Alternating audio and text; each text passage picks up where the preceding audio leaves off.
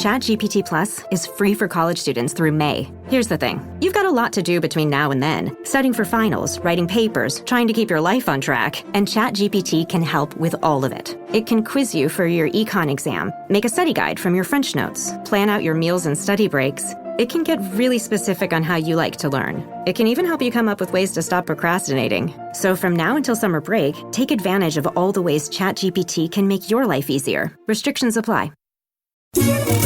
The Other Side of Midnight. 77 WABC.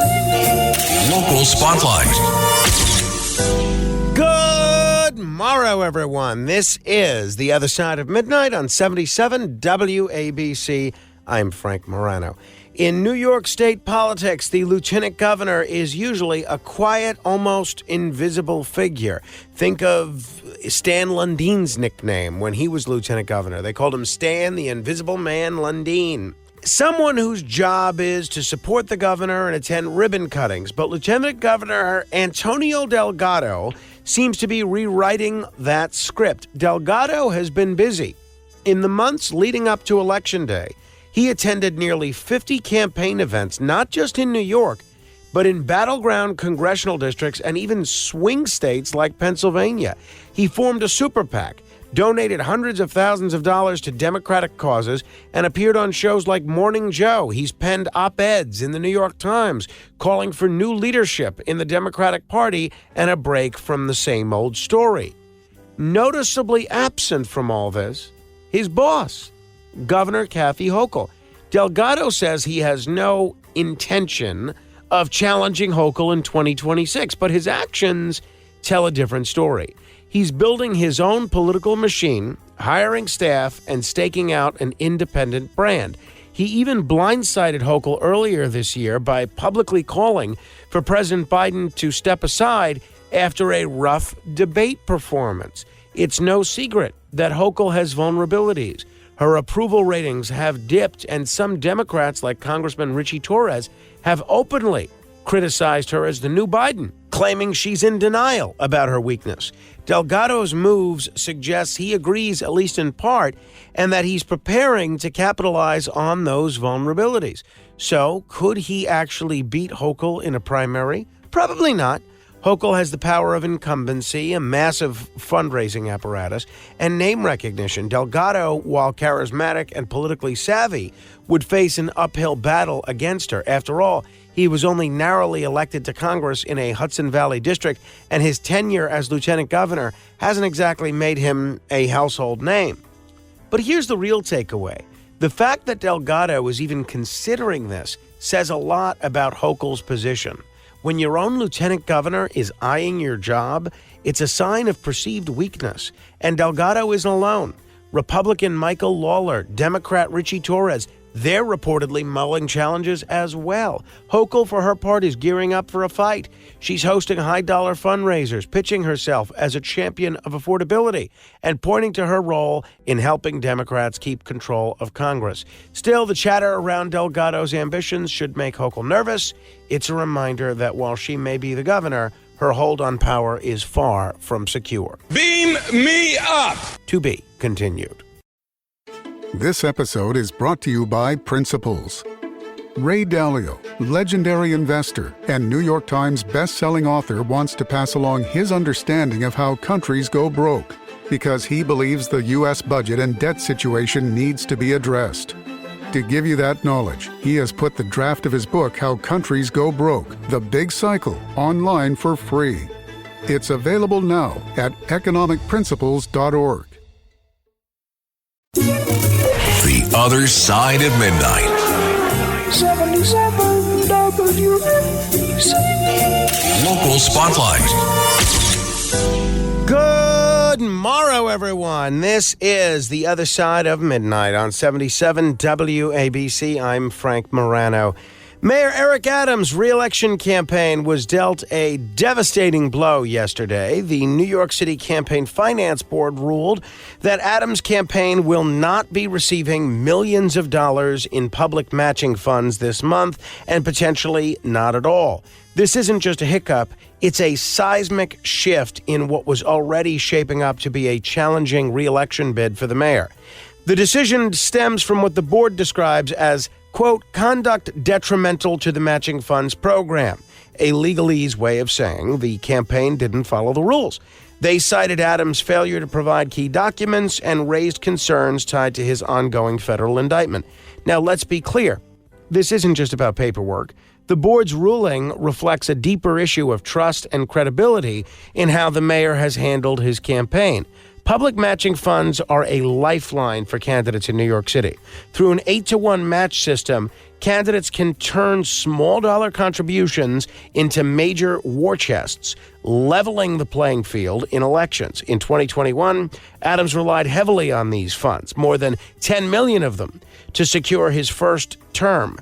Without that influx of cash, the road ahead just got a whole lot steeper. But let's not count Adams out just yet. He's raised over $4 million, a significant sum, and as the sitting mayor, he's in the public eye daily. Still, the optics of this decision are brutal. The mayor's opponents will undoubtedly use it to paint him as a rule breaker who can't be trusted to play by the book. And let's talk about what this means for the campaign trail. Adams may now have to pivot to high-dollar donors, and reports of a recent Puerto Rico fundraiser with $3,700 donation limits suggest he's already preparing for life outside the matching funds program. This also frees him from the program's spending caps. So if a billionaire like, say, Elon Musk decided to swoop in with a super PAC and $100 million to spare, Adams might still be in the game. The larger question is whether voters will buy into Adams' narrative of resilience. He insists this setback won't stop him and that he'll still have the resources to run a strong campaign, but the damage may already be done. Not to his bank account, but to his reputation. It's worth noting that this isn't the first time the Campaign Finance Board has withheld funds. A decade ago, John Liu faced a similar fate amidst a straw donor scandal. Liu's campaign fizzled, though he lacked the advantages of incumbency that Mayor Adams has. We'll see where it goes, but this is not good news for him. Beam me up! To be continued. This episode is brought to you by Netflix. 3 couples, 4 vacations, a lot to unpack.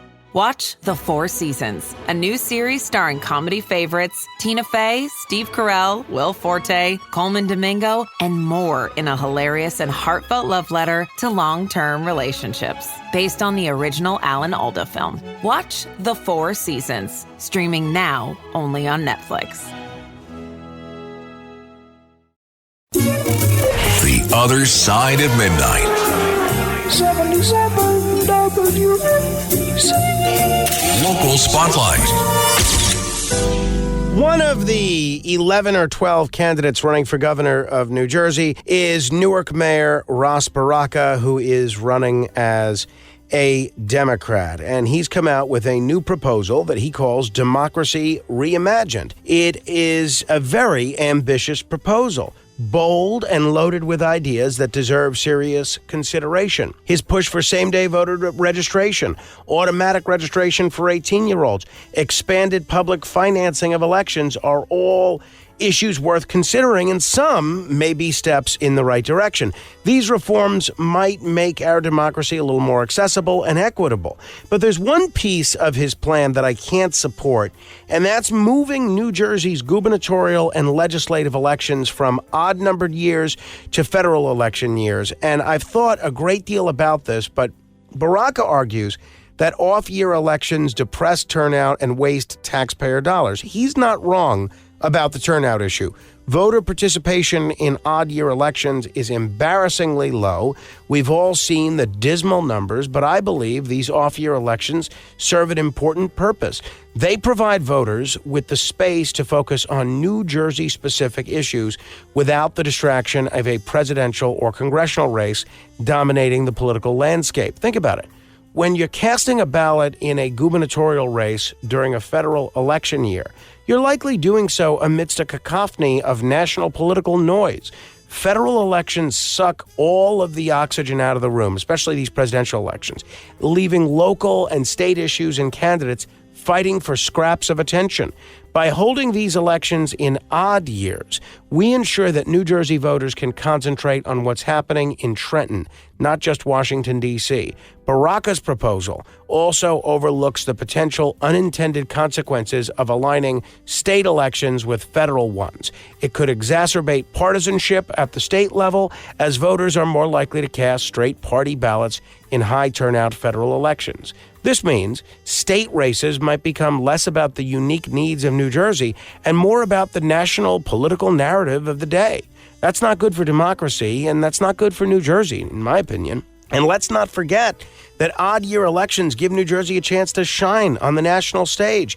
With so few elections happening at the same time, New Jersey's races get a level of attention and scrutiny they simply wouldn't receive if they were overshadowed by federal contests. That's important for holding candidates accountable and fostering a more informed electorate. Now, that's not to say Baraka's concerns about low turnout should be dismissed.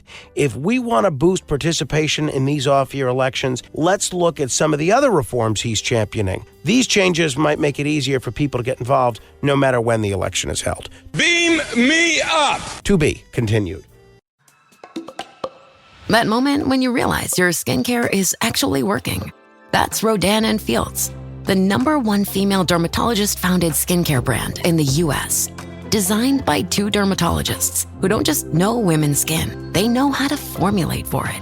Rodan & Fields, love what you see. Tap the banner or visit rodanandfields.com/Spotify to get your exclusive welcome offer. The Other Side of Midnight.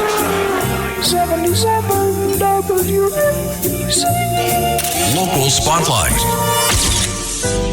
Ingrid Lewis-Martin is going to be indicted. She did a press conference yesterday with her attorney. She, if you're not familiar, is a longtime advisor to Mayor Eric Adams. She resigned over the weekend just as reports surfaced of an impending indictment from the Manhattan DA's office. At a press conference yesterday, accompanied by her lawyer, my friend Arthur Aidala, Lewis-Martin addressed the looming charges, asserting that she was being falsely accused. She said this. In government. I've worked in government for over 35 years in all 3 branches, federal, state, and city.